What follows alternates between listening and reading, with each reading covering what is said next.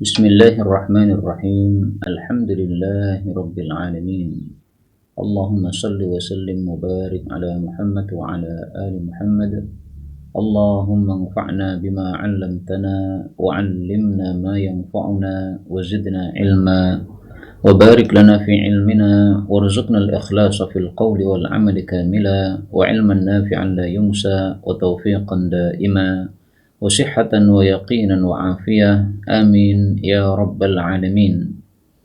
Alhamdulillah kaum muslimin rahimani wa rahimakumullah, peserta pengajian kitab Al-Arba'un fil Maulidis Syarif. Saya ucapkan pertama kali ahlan wa sahlan wa marhaban bihudurikum fi hadhil majalisil ilmiyah. Fa'asallahu an yubarik lana wa lakum fi hadhil majalis al-ilmiyah. Amin ya rabbal alamin. Kaum muslimin rahimani wa rahimakumullah, sebagaimana kebiasaan para ulama kita pada bulan kelahiran Rasul sallallahu alaihi wasallam, yaitu pada bulan Rabiul Awal, mereka mempelajari tentang sirah baginda Rasul sallallahu alaihi wasallam, dan kadang-kadang pengajian-pengajian tentang sirah itu pun masih berlanjut setelah selesainya bulan Rabiul Awal sampai pada bulan Rabiul Tsani. Dan sekarang ini kita sudah masuk pada bulan Rabiul Tsani, sehingga bisa dikatakan kita agak terlambat mempelajari kitab ini karena biasanya dilakukan oleh para ulama di bulan Rabiul Awal. Dan mempelajari sirah Nabi sallallahu alaihi wasallam pada bulan Rabiul Awal bukanlah satu perbuatan bid'ah yang sesat, tetapi itu hanyalah menempatkan suatu judul pengajian pada munasabah yang sesuai dengan apa yang dikaji. Sebagaimana kalau kita mengkaji fikih tentang Ramadan atau hadis-hadis tentang fadilah Ramadan sebelum masuk bulan Ramadan. Demikian juga sebagaimana kalau kita mengkaji fikih atau hadis-hadis tentang Qurban Idul Adha sebelum kita masuk pada hari raya Idul Adha, atau juga menjelang masuk bulan Dzul Hijjah. Maka seperti itu bukanlah suatu perkara yang bid'ah sama sekali. Yang bid'ah adalah apabila kita meyakini bahwa hal itu diperintahkan secara khusus oleh Rasul sallallahu alaihi wasallam. Jadi ringkasnya, pengajian maulid seperti ini, pengajian tentang sirah Nabi sallallahu alaihi wasallam seperti ini, kalau kita yakini itu ada perintah khusus dari Nabi sallallahu alaihi wasallam padahal tidak ada, maka itulah yang disebut sebagai bid'ah dhalalah. Tetapi ketika kita mengadakan pengajian seperti ini, tidak ada keyakinan sama sekali bahwa ada perintah khusus dari Nabi sallallahu alaihi wasallam, tapi hanya kita paskan pada bulan Rabiul Awal karena munasib, ya, karena sesuai dengan sejarah kelahiran Rasulullah sallallahu alaihi wasallam, maka ini bukanlah sesuatu hal yang dilarang, sehingga para ulama pun sudah bertahun-tahun mereka mengkaji sirah Rasulullah sallallahu alaihi wasallam biasanya pada bulan Rabiul Awal. Dan banyak para ulama yang sudah menulis kitab-kitab tentang maulid. Salah satunya adalah Al-Imam Ibn Al-Jazari yang berjudul Arfut Ta'rif. Maka di sini pun saya mengikuti judul yang beliau tulis. Maka kitab ini adalah kitab Al-Arba'un fit Ta'rif bin Nabi Syarif, atau Al-Arba'un fil Maulidi Asy-Syarif. Kaum muslimin rahimani wa rahimakumullah, buku ini telah ditulis matannya pada tahun 1442 Hijriah atau 2020 Miladiyah. Sekarang kita mensyarah kitab ini pada tahun 1444 Hijriah atau 2022 Miladiyah. Jadi sekitar 2 tahun yang lalu buku ini sudah ditulis dan sudah dikaji dalam beberapa majelis sama bersama para asatidz kiram, teman-teman saya hafizahumullah taala. Alhamdulillahi rabbil alamin. Kemudian sebagaimana biasanya setiap buku dimulai dengan Bismillahirrahmanirrahim berdasarkan sabda Rasul sallallahu alaihi wasallam, kullu amrin dibalin la yubda'u bi bismillahirrahmanirrahim fahuwa aqta'. Bagi yang meyakini bahwa itu adalah hadis Nabi sallallahu alaihi wasallam yang sahih, sebagaimana Imam Nawawi rahimahullahu taala yang meyakini bahwa hadis ini sahih. Setiap perkara yang penting yang tidak dimulai dengannya dengan Bismillahirrahmanirrahim, maka dia terputus dari keberkahan. Ini hadis riwayat Abdul Qadir Ar-Ruhawi dalam kitab Al-Arba'in dari Abu Hurairah radhiyallahu anhu. Tapi ada juga para ulama yang mendhaifkannya, di antaranya misalnya Asy-Syaikh Al-Albani, beliau mengatakan hadis ini dhaif. Nah, anggaplah hadis ini dhaif, maka tetap kita memulai dengan bismillahirrahmanirrahim karena meniru apa yang dilakukan oleh Allah di dalam Al-Qur'an. Pada kitab suci Allah memulai dengan bismillahirrahmanirrahim pada awal surat Al-Fatihah. Kemudian kitab ini dimulai dengan doa, Rabbi, wahai pemeliharaku, yassir, mudahkanlah, wa'in, dan tolonglah, wakhtim bi khair, dan tutuplah dengan kebaikan, amin, kabulkanlah ya Allah ya Rabbal Alamin. Dimulai dengan doa karena kita tidak memiliki apa-apa kecuali dengan pertolongan Allah Subhanahu wa taala. Bahkan Nabi Muhammad sallallahu alaihi wasallam pun tidak memiliki apa-apa kecuali dengan pertolongan Allah Subhanahu wa taala. Allah mengatakan dalam Al-Qur'an, "Wasbir wa ma sabruka illa billah." Sabarlah kamu wahai Muhammad, dan tidaklah kamu bisa sabar kecuali dengan pertolongan Allah Subhanahu wa taala. Surat An-Nahl ayat 127. Adapun di sini digunakan doa Rabbi bukan Allahumma misalnya, karena berdasarkan riwayat dari Ibnu Abbas dan juga Abu Darda, keduanya mengatakan bahwa Ismullahil Akbar, nama Allah yang paling besar yang apabila kita berdoa dengannya akan dikabulkan oleh Allah, adalah ucapan hamba ya Rabbi ya Rabbi. Faslun, pasal yang pertama, nasabuhu sallallahu alaihi wasallam, tentang nasab Nabi Muhammad sallallahu alaihi wasallam. Kaum muslimin rahimani wa rahimakumullah, penting kita mempelajari nasab. Tujuannya adalah supaya kita bisa menyambung hubungan dengan kerabat-kerabat kita. Karena dengan nasab itu, dengan mengetahui nasab-nasab, maka kita mengetahui siapa saja kerabat kita, siapa saja yang mahram, siapa saja yang tidak mahram. Rasul sallallahu alaihi wasallam menyuruh kita mempelajari nasab kita. Ta'allamu min ansabikum. Pelajarilah nasab-nasab kalian atau sebagian dari nasab kalian. Ma tasiluna bihi arhamakum, sesuatu yang kalian bisa menyambung silaturahmi terhadap kerabat kalian. Fa inna silaturahmi mahabbatun fil ahli, karena silaturahmi menyebabkan cinta dalam keluarga. Mathratun fil mali, menyebabkan banyak harta. Wa mansa'atun fil athar, dan menyebabkan panjang umur. Hadits riwayat Tirmidzi, derajatnya sahih. Nah, maka nasab Nabi sallallahu alaihi wasallam pun beliau jelaskan dalam hadis ini. Hadis yang pertama, wa an Wathilah bin al-Asqa radhiyallahu anhu yaqulu, sami'tu Rasulullah sallallahu alaihi wasallam yaqul, inna Allah astafa Kinanah, sesungguhnya Allah telah memilih Kinanah, min waladi Ismail, dari putra-putra Nabi Ismail alaihi salatu wassalam. Wastafa Quraisyan, dan memilih Quraisy, min Kinanata, dari keturunan Kinanah. Wastafa min Quraisyin, dan memilih dari keturunan Quraisy, yaitu Bani Hashim. Putra-putranya Hashim. Hashim ini kakek Nabi sallallahu alaihi wasallam atau buyut Nabi sallallahu alaihi wasallam. Wastafani, dan Allah memilih saya, min Bani Hashim, dari putra-putra Hashim atau keturunan Hashim. Hadis diriwayatkan oleh Imam Muslim. Dari hadis ini kita mengetahui siapa-siapa kakek-kakek Rasul sallallahu alaihi wasallam. Di antara kakek Rasul ada yang bernama Hashim, di antara kakek beliau ada yang bernama Kinanah, di antara kakek beliau ada yang bernama Nabi Ismail alaihi salatu wassalam. Jadi Nabi Muhammad sallallahu alaihi wasallam adalah keturunan Nabi Ibrahim dari jalur Nabi Ismail alaihi salatu wassalam. Dan ini sudah disepakati oleh para ulama rahimahumullah taala bahwa beliau adalah keturunan Nabi Ibrahim alaihi salatu wassalam. Nah, sekarang kita ingin mengetahui bagaimana nasab Nabi sallallahu alaihi wasallam secara detail.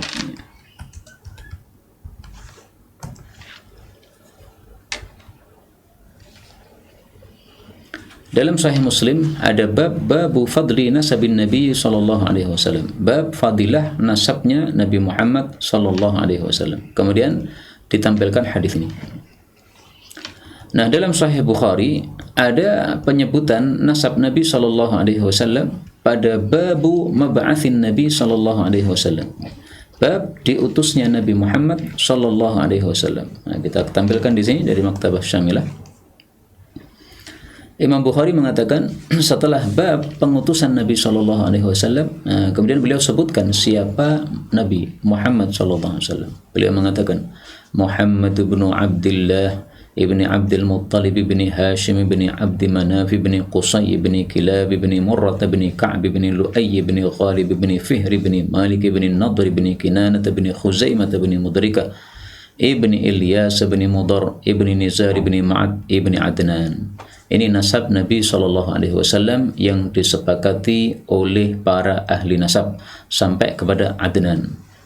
Setelah Adnan sampai kepada Nabi Ismail AS, sampai kepada Nabi Adam AS, ada nasabnya, tetapi tidak disepakati oleh para ulama.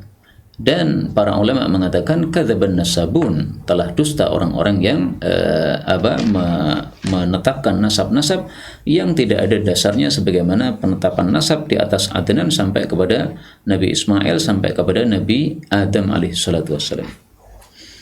Nah, dari sini kita ketahui bahwa Nabi Muhammad itu bapaknya bernama Abdullah, kakeknya bernama Abdul Muttalib, atasnya bernama Hashim, atasnya lagi bernama Abdi Manaf. Nah, maka keturunan Nabi SAW sekarang ini disebut Bani Hashim, itu karena kakeknya ada yang bernama Hashim. Kemudian salah satu kakek Nabi ada yang bernama Kinanah, ditutup dengan tak marbutah, tapi ini nama seorang laki-laki. Demikian juga Khuzaimah, demikian juga Mudrikah, ini semuanya nama laki-laki ya. Untuk orang Indonesia, Khuzaimah ini nama seorang perempuan. Ibu saya namanya Khuzaimah. Kemudian Mudrikah ini juga nama seorang perempuan di Indonesia. Tapi di Arab, Khuzaimah, Mudrikah, Kinanah ini semuanya adalah nama-nama untuk orang-orang laki-laki. Di sini ada nama Ilyas. Ini sebagian ulama mengatakan bahwa itu adalah Nabi Ilyas alaihi salatu wassalam. Tapi pendapat ini tidak terkenal dan pendapat ini bisa ditemukan dalam kitab Tafsir Mawardi. Beliau hanya menyebutkan salah satu pendapat itu, tidak menguatkan pendapat tersebut. Kaum muslimin rahimani wa rahimakumullah, dari hadis ini kita ambil pelajaran bahwa Allah Subhanahu wa taala telah memilih Nabi Muhammad sallallahu alaihi wasallam dari nasab yang sangat-sangat mulia. Orang-orang ini, nasabnya Nabi sallallahu alaihi wasallam ini kalau kita cari sejarahnya, ini adalah orang-orang mulia semua. Meskipun ya Abdullah belum masuk Islam karena belum mendapatkan belum mengalami masa kenabian Nabi sallallahu alaihi wasallam. Demikian juga Abdul Muttalib belum masuk Islam karena Abdul Muttalib itu sudah mati sebelumnya, sebelum Nabi Muhammad SAW menjadi seorang Rasul, yaitu pada usia 40 tahun beliau, atau sejarahnya tahun berapa saya lupa, tapi saya ingat saya begitu.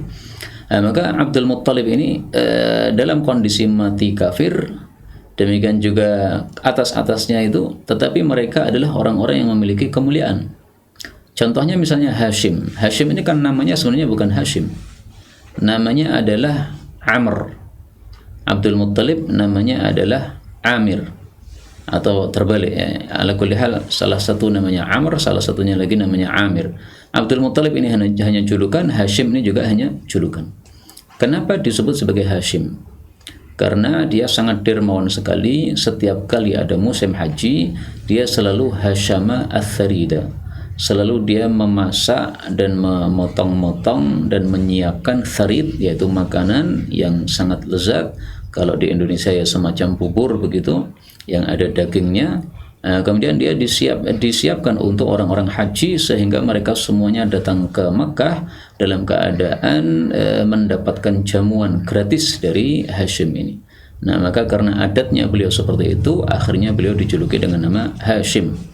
Maka kalau Rasul Shallallahu Alaihi Wasallam adalah orang yang sangat dermawan sekali, maka ini sesuatu yang tidak mengherankan, karena nenek-nenek moyangnya, kakek-kakeknya juga adalah orang-orang yang sangat-sangat dermawan sebagaimana Hashim ini. Wallahu a'lam bishawab.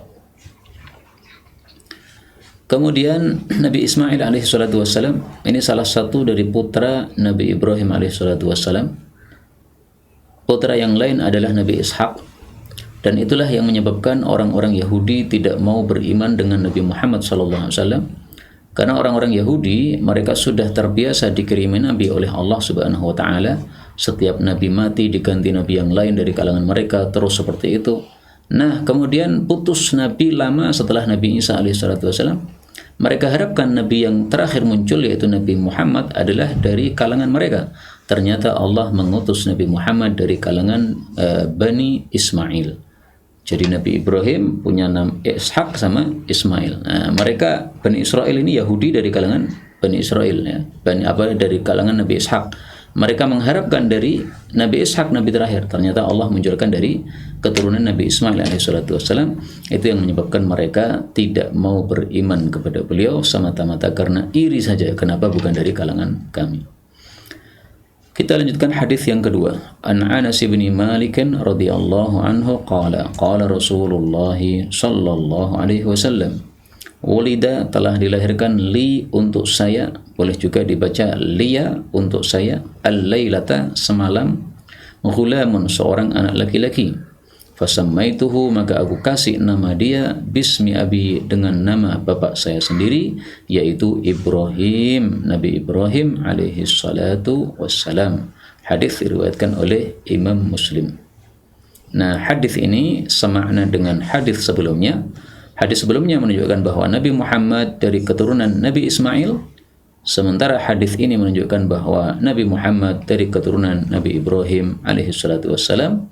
Dan itu tidak bertentangan karena Nabi Ismail adalah putranya Nabi Ibrahim alaihi salatu wassalam. Di dalam kitab Ar-Rawdu Ar-Rawdul Unuf atau Ar-Rawdul apa ya, saya lupa. Itu disebutkan bahwa Nabi Ibrahim alaihi salatu wassalam punya 8 putra. Nabi Ismail salah satunya, Nabi Ishak salah satunya, kemudian ada 6 lagi laki-laki semuanya. Jadi 8 anak Nabi Ibrahim alaihissalatu wassalam semuanya adalah para laki-laki. Kemudian Nabi Ibrahim alaihissalatu wassalam, nama Ibrahim ini artinya adalah itu abun, bapak, rohim itu artinya rahim, bapak yang kasih sayang. Maka kalau sifat Nabi Ibrahim alaihissalatu wassalam adalah sangat penyayang, kemudian mendoakan kebaikan untuk umatnya, tidak mudah mendoakan siksa untuk mereka. Ini sesuai dengan nama beliau. Karena memang nama itu punya taksir, punya pengaruh terhadap pemilik nama. Biasanya, ya tidak selalu begitu. Ada juga orang yang namanya bagus tapi akhlaknya tidak bagus. Tapi banyak orang yang namanya sesuai dengan perilakunya atau perilakunya sesuai dengan namanya. Kita ambil beberapa faedah dari hadis ini. Faedah yang pertama, yang dimaksud ghulamun, anak laki-laki, ini adalah anak laki-laki dari budak beliau yang bernama Maryah Al-Qibtiyah. Rasul sallallahu alaihi wasallam waktu itu punya 9 istri, ya, karena 2 istrinya sudah wafat.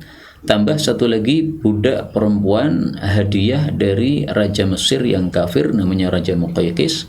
Nah, budak perempuan ini tidak dimerdekakan oleh Nabi kemudian dijadikan istrinya, tapi tetap dijadikan budak oleh beliau, dikumpuli oleh beliau, akhirnya melahirkan anak bernama Ibrahim ini. Nah, Ibrahim inilah anaknya Nabi SAW dari Maryah Al-Qibtiyah. Inilah yang wafat pada usia 1,5 tahun. 1 tahun lebih setengah tahun, ya, lebih 5 bulan. Kemudian Rasulullah Shallallahu Alaihi Wasallam waktu itu melakukan sholat gerhana matahari total. Maka orang-orang menganggap bahwa gerhana matahari total itu disebabkan karena wafatnya Ibrahim ini. Maka Rasulullah Shallallahu Alaihi Wasallam setelah sholat gerhana beliau berceramah mengatakan bahwa gerhana bukan karena matinya seseorang, bukan karena lahirnya seseorang, tetapi karena kehendak Allah untuk membuat rasa takut kepada hamba-hambanya supaya mereka kembali kepada Allah dan menyembah dan mengabdi kepada Allah Subhanahu wa taala. Dan insya Allah hari ini pun juga akan terjadi gerhana bulan total. Maka insya Allah kalau terlihat gerhana ba'da maghrib kita akan melakukan salat gerhana insya Allah taala. Kalau tidak terlihat gerhana maka kita tidak melakukan salat gerhana. Karena salat gerhana itu berdasarkan dengan melihat gerhana, bukan berdasarkan dengan informasi atau berita tentang gerhana, bukan pula berdasarkan tentang hisab tentang gerhana. Faedah berikutnya, kata-kata al-lailah saya artikan semalam, ya, atau tadi malam. Kalau kita menceritakan sesuatu, waktu menceritakannya adalah sebelum zuhur, maka kita mengatakan al-lailata, semalam. Tetapi kalau kita menceritakannya itu setelah zuhur, untuk kejadian yang berlalu tadi malam, maka kita mengatakannya adalah al-barihata. Jadi sama-sama ya, al-barihah itu tadi malam, al-lailata itu juga tadi malam. Nah, ketika kita menceritakan sesuatu yang terjadi di malam hari, ada dua kemungkinan. Kemungkinan pertama, kita menceritakannya sebelum zuhur, pada subuh misalnya. Nah, kita gunakan kata-kata al-lailata. Tapi kalau kita ceritanya setelah tergelincir matahari, adzan zuhur jam setengah 12 ya. Nah, maka setengah 12 kemudian kita sholat zuhur, setelah itu kita menceritakan. Nah, maka kita jangan gunakan al-lailah, tapi gunakanlah al-barihah. Ini adalah bahasa Arab yang fasih, sehingga waktu sebelum zuhur dengan waktu setelah zuhur dibedakan cara pengucapannya. Kemudian dalam hadis ini fasammaituhu, tadi malam saya mendapatkan seorang anak, maka saya kasih nama Ibrahim. Berarti Nabi memberikan nama pada hari pertama kelahiran bayi tadi. Ini menunjukkan bahwa memberi nama anak tidak harus pada hari ke-7. Sehingga pemberian nama pada hari ke-7 untuk anak itu hanyalah hukumnya sunnah, bukanlah sesuatu yang wajib. Tapi memang alangkah utama kalau kita memberikan nama untuk anak pada hari ke-7-nya ya. Adapun rencananya sebelum hari ke-7 silahkan ya. Bahkan sebelum anak lahir kita sudah punya rencana, nggak masalah. Nah, tapi penetapannya ya, penetapannya adalah pada hari ke-7 tadi. Penulisannya sebelum hari ke-7 nggak ada masalah, karena namanya sudah ditulis, itu belum tentu ditetapkan ya, bisa berubah. Maka pas hari ke-7-nya itu baru kita tetapkan sebagai nama bagi anak tadi. Atau kita menggunakan fikihnya Imam Bukhari. Apa fikihnya Imam Bukhari? Imam Bukhari memberikan fikih untuk hadis-hadis seperti ini, bahwasanya seseorang kalau punya anak maka dibagi dua. Kalau dia ingin melakukan akikah, maka penyebutan namanya pada hari yang ke-7. Kalau dia tidak ingin melakukan akikah, maka penamaannya adalah hari pertama. Sehingga menurut Imam Bukhari rahimahullah, berarti hadis ini maksudnya adalah Nabi tidak mengadakan akikah untuk putra beliau yang bernama Ibrahim. Maka hadis ini sekaligus menunjukkan bahwa hukum akikah adalah tidak wajib. Karena kalau wajib, Rasulullah SAW tidak akan meninggalkannya. Tapi memang fikih seperti ini menimbulkan atau menyisakan pertanyaan ya. Dari mana taunya bahwasanya Nabi tidak mengadakan akikah? Ini kan hanya kompromian sajalah, mengkompromikan antara hadis akikah memberi nama anak yang pada hari yang ke-7 dengan hadis ini yang memberi nama pada hari pertama. Nah, pengkomprominya kan tidak harus seperti itu ya. Kalau Imam Bukhari mikirnya begitu. Ini yang hari ke-7 ketika akikah, berarti yang ini ketika tidak akikah. Tapi sebagian ulama yang lain mengatakan nggak begitu komprominya. Kamu mau akikah mau tidak, penamaan hari ke-7 adalah sunnah. Penamaan hari pertama silahkan, nggak ada masalah. Wallahu a'lam bishawab. Kemudian hadis ini menunjukkan juga bolehnya kita memberikan nama anak kita dengan nama orang tua kita ya. Bapak kita namanya Ahmad, nah kita punya anak dikasih nama Ahmad, berarti Ahmad bin Muhammad bin Ahmad, nggak ada masalah seperti itu. Kita lanjutkan faslun, pasal berikutnya, wiladatuhu, kelahiran Nabi Muhammad sallallahu alaihi wasallam. An Abi Qatadah al-Ansari radhiyallahu anhu anna Rasulullah sallallahu alaihi wasallam suila, ditanya, an shaumi yaumil itsnain, dari puasa pada hari Senin. Qala, beliau mengatakan, dzaka, itu hari Senin, yaumun, adalah satu hari, ulidtu fih, yang aku dilahirkan padanya. Wa yaumun, dan satu hari, bu'ithtu, yang aku diutus oleh Allah padanya. Au qala, atau Nabi mengatakan, ini cara membacanya, au qala ya. Meskipun di sini tidak ada kata-kata qala, tapi caranya seperti itu. Au qala, atau Nabi mengatakan, unzila alayya, diturunkan kepada saya, yaitu wahyu, fihi, pada hari Senin tersebut. Hadis diriwayatkan oleh Imam Muslim. Kaum muslimin rahimani wa rahimakumullah, hadis ini menunjukkan bahwa kelahiran Nabi Muhammad sallallahu alaihi wasallam adalah pada hari Senin. Dan ini sesuatu yang disepakati oleh para ulama. Tidak ada perselisihan pendapat padanya karena sahihnya hadis ini. Adapun apakah di bulan Rabiul Awal, ada perselisihan pendapat. Adapun apakah pada tanggal 12 Rabiul Awal, juga diperselisihkan oleh para ulama. Karena itu saya tampilkan di sini perkataan Al-Imam Ibnul Jazari. Qala Ibnul Jazari, berkata Ibnul Jazari dalam kitabnya Arfut Ta'rif. Ini satu kitab yang sangat bagus tentang Maulid Nabi Muhammad sallallahu alaihi wasallam. Beliau mengatakan dalam kitab Arfut Ta'rif, "Wulida sallallahu alaihi wasallam yaumal itsnaini bila khilaf."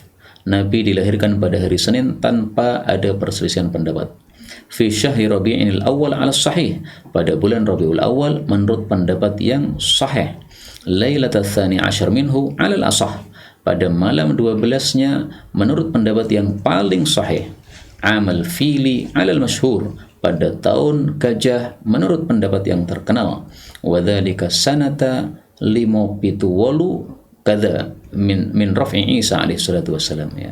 Dan itu adalah pada tahun, kalau kita biasanya menyanyikan lagu 571, ya, tapi Ibnul Jazari dalam kitabnya Arfut Ta'rif dia menyebutkan angka 578, ya. Tahun 578 setelah diangkatnya Nabi Isa alaihi salatu wassalam. Jadi Nabi Isa diangkat ke langit. Kalau orang-orang mengatakan kewafatan Isa al-Masih, ya, maksudnya adalah diangkat ke langit dalam keadaan tidur, bukan dalam keadaan mati, betul. Nah, 571 tahun atau 578 tahun setelah itu, maka terjadilah tahun gajah, dan itulah tahun kelahiran Rasulullah sallallahu alaihi wasallam. Wa yuqalu, dan ada pendapat mengatakan ba'da hubuti Adam sallallahu alaihi wasallam bi 6,000 sanah. Lahirnya Nabi adalah setelah turunnya Nabi Adam 6.000 tahun yang lalu. Jadi kalau naiknya Nabi Isa, itu jaraknya 571 atau 578 tahun. Tapi kalau dengan turunnya Nabi Adam dari surga diturunkan ke bumi, maka 6.000 tahun. Tapi ini memang tidak ada dalil hadisnya, ya, dan ini hanyalah sejarah yang disebutkan oleh Ibnul Jazari dalam kitabnya Arfut Ta'rif. Kemudian kita ambil beberapa faedah dari hadis ini. Faedah yang pertama, Rasulullah membiasakan puasa hari Senin. Dalam hadis yang lain disebutkan di sini yaumal itsnaini wal khamis. Tapi kata-kata Khamis, hari Kamis, itu dihapus oleh Imam Muslim, demikian juga oleh guru-guru beliau, karena dianggap itu satu kesalahan. Bukan berarti tidak ada puasa Kamis, bukan, ya. Puasa Kamis ada, tetapi hadisnya bukan hadis ini, ya. Ini hadisnya cuma yaumul itsnin saja. Maka beliau menjawab, saya puasa hari Senin itu kenapa? Karena itu adalah hari dilahirkannya saya. Berarti ini hari ketika Nabi dilahirkan, ini sebagai nikmat Allah yang terbesar, yang sangat besar untuk para manusia, karena lahirnya beliau membawa berkah, sehingga disyukuri oleh Nabi Muhammad SAW dengan puasa. Maka sikap Nabi ini sama dengan sikapnya Nabi Musa alaihissalam. Nabi Musa diselamatkan oleh Allah dari kejaran Fir'aun pada hari Ashura, tanggal 10 Muharram. Maka untuk mensyukuri 10 Muharram tadi, Nabi Musa alaihissalam melakukan puasa sunnah Ashura. Itulah asal muasal puasa Ashura.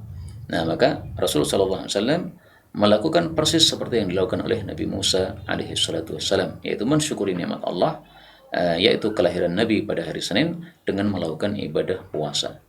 Dan dari sini kita ketahui bahwa cara melakukan syukur kepada Allah adalah dengan menambah ibadah kita kepada Allah Subhanahu wa Ta'ala. Karena hakikatnya kita diciptakan oleh Allah di dunia ini untuk mengabdi kepadanya. Nikmat Allah hari Senin tidak hanya itu, tapi juga bu'ithtu.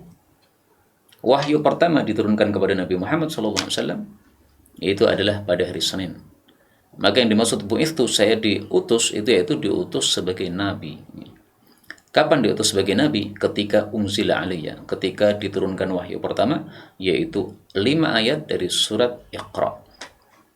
Maka ketika turun 5 ayat dari surat Iqra, itu sudah sah Nabi Muhammad SAW menjadi seorang Nabi, tapi belum menjadi seorang Rasul. Kapan menjadi seorang Rasul? Ketika turun surat Al-Muddathir. Karena pada surat Al-Muddathir Allah mengatakan, Qum fa'anzir, bangkitlah kamu, berilah ancaman. Jadi perbedaan Nabi dengan Rasul, kalau Nabi Islamnya untuk dirinya. Tidak ada kewajiban dia untuk mendakwahkan risalah atau wahyu tertentu. Cuma mengajak orang untuk menyembah Allah saja. Tapi risalah tertentu tidak ada. Tetapi kalau Rasul, maka dia punya kewajiban untuk menyampaikan risalah tertentu, karena dia disebut Rasul itu karena membawa risalah yang datang dari Allah Subhanahu wa Ta'ala. Kemudian kaum muslimin rahimani wa rahimakumullah, dari hadis ini juga kita ambil pelajaran bahwa wahyu itu turunnya dari atas, unzila, diturunkan. Namanya turun itu sumbernya dari atas. Maka ini termasuk dalil-dalil yang menunjukkan bahwa Allah berada di atas. Dan ini keyakinan kita Ahlus Sunnah wal Jamaah sesuai pemahaman salafus saleh. Maka kita mengatakan seperti yang dikatakan oleh Allah, bahwasanya Allah itu fis sama, di atas langit. Bahwasanya Allah itu alal arsy istawa, di atas singgasana, bersemayam di atas singgasana. Tapi kita mengatakan juga laisa kamitslihi syai', Allah itu tidak seperti apapun juga, sehingga bersemayamnya Allah di atas singgasana tidak seperti duduknya saya di atas kursi seperti ini. Kalau saya pergi dari kursi sehingga kursinya kosong, tidak seperti itu ya.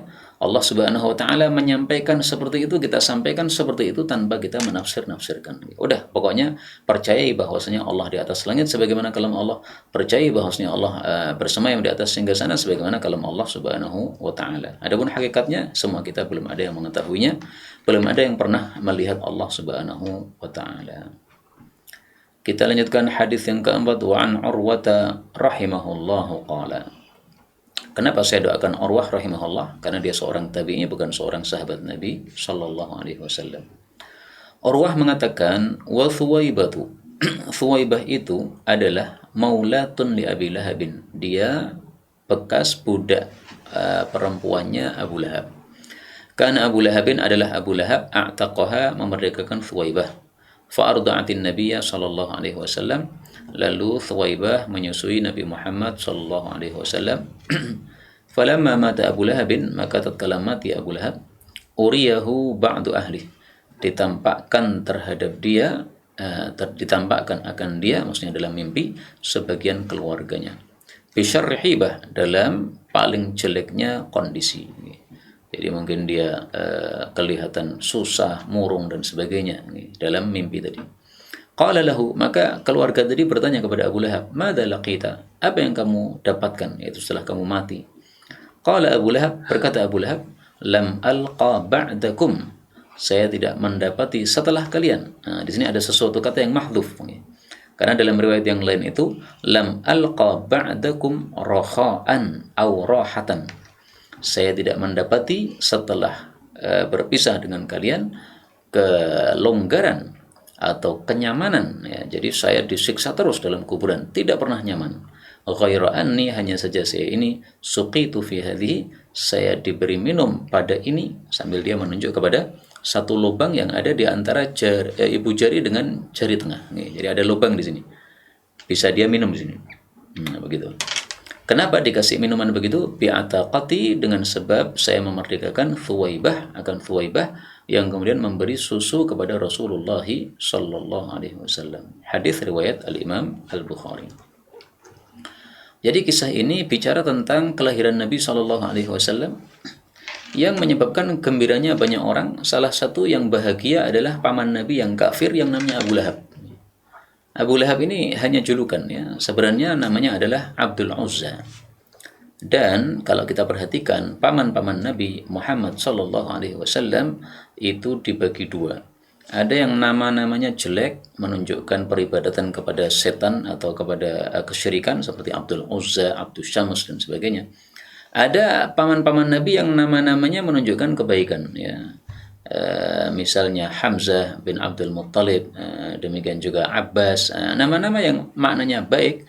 Maka faktanya nama-nama paman Nabi yang maknanya baik ini mereka dalam keadaan muslim, mereka masuk Islam bersama Rasulullah SAW. Adapun paman-paman Nabi yang namanya jelek-jelek ini, maka mereka ditakdirkan oleh Allah Subhanahu Wa Taala matinya pun dalam keadaan kafir. Ada juga paman Nabi yang namanya bagus, tapi dia belum mengalami kenabian Nabi Muhammad SAW, sudah mati duluan, maka itu dianggap sebagai ahlul fatrah, sehingga mereka pun masih ada kesempatan untuk masuk surga, karena besok di akhirat para ahlul fatrah itu akan disuruh oleh Allah Subhanahu Wa Taala. Kalau dia mentaati perintah Allah, dia akan masuk surga. Kalau dia tidak mentaati perintah Allah, baru akan dimasukkan ke dalam neraka.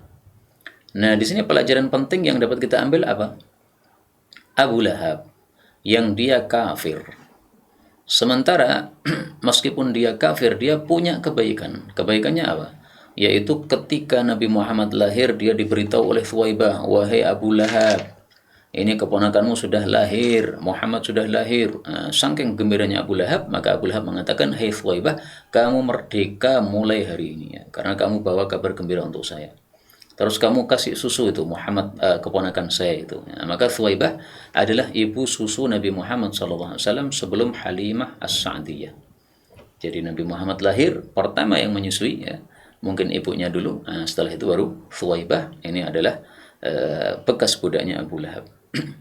Nah, pada saat Abu Lahab sudah mati, sebagian keluarga Abu Lahab bermimpi bertanya kepada Abu Lahab, gimana kondisi kamu setelah mati? Ternyata kata dia, wah susah terus saya ini di kuburan, nggak pernah nyaman. Tapi saya diberi minum di sini.